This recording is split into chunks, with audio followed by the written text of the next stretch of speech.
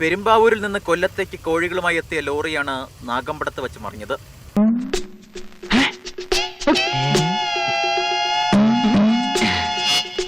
അപകടത്തിൽ ലോറിവർക്ക് നിസ്സാര പരിക്കേറ്റു.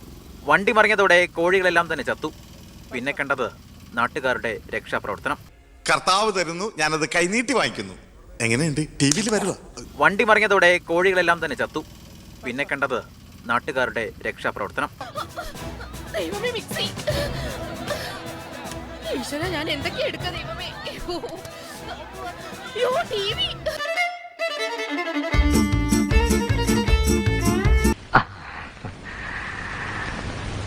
തൽക്കാലം ഇത് മതി. 2 സ്മാളിനുണ്ട്.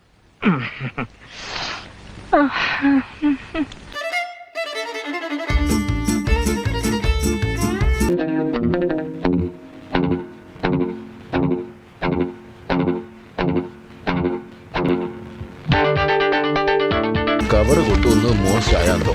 നാളെ മുതൽ ചാക്കെടുക്കൊണ്ട് വരാം.